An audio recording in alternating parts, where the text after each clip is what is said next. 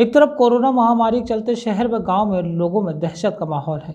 आजमगढ़ जिले में भी कोरोना वायरस के चलते सैकड़ों लोगों की जान चली गई, लेकिन इसी जिले का एक गांव अपने रहन सहन के तरीके व आत्मसंयम के बल पर इस महामारी की चपेट में आने से अभी तक बचा हुआ है। आजमगढ़ जनपद के उत्तरी छोर पर बहने वाली घाघरा नदी के उस पार गोरखपुर बॉर्डर से सटा सेमरी गांव है।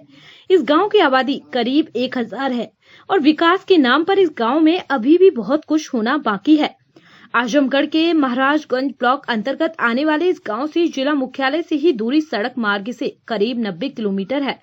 साफ है, विकास के नंबर में जिले के सबसे अंतिम पायदान पर रहने वाला यह गांव कोरोना से लड़ाई में सबसे प्रथम पायदान पर है, जिसका महत्वपूर्ण कारण है प्रकृति से जुड़ाव ही है और बाहरी लोगों से कम संपर्क है। बता दें, घाघरा किनारे स्थित इस गांव से सबसे नजदीक बाजार गोरखपुर जनपद में पड़ता है, वह भी 10 किलोमीटर दूर। इसीलिए लोगों का जीवन यापन का साधन गांव तक ही सीमित है।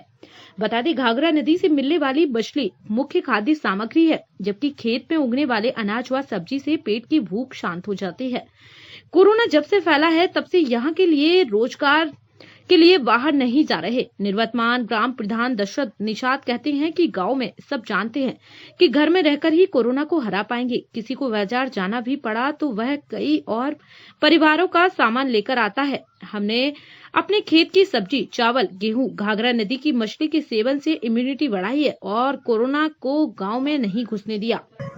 आज किस लिए आज यहाँ पर किस तरह की देखभाल की जा रही है, क्या व्यवस्था है? यहाँ आज आइसोलेशन वार्ड में हमारी ड्यूटी लगी हुई है और यहाँ 10 बेड हैं, जो कि सुबह 8 बजे 10 बेड हमारे फुल थे। सुबह 8 बजे से अभी तक कोई भी पॉजिटिव नया मरीज हमारे वार्ड में नहीं आया है।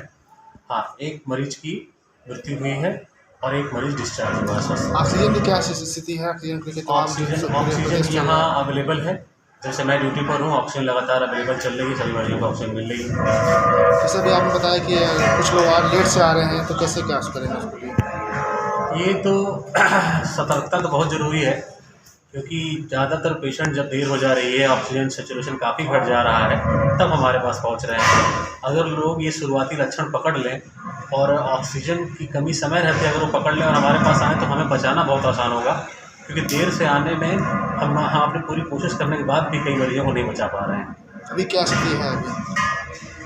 फिलहाल आज सुबह से स्थिति तो कुछ यहाँ जहाँ मैं ड्यूटी कर रहा हूँ कुछ संतोषजनक दिख रही है। कोई नया मरीज़ नहीं आया है। हाँ, यद्यपि सांस फूलने के कई मरीज़ आए हैं, लेकिन सबकी जांचों में निगेटिव ही आया हुआ है। सबको भर्ती किया गया है, सबको ऑक्सीजन चल रही है। वो यहाँ आइसोलेशन वार्ड में नहीं भर्ती है, अंदर भर्ती हैं।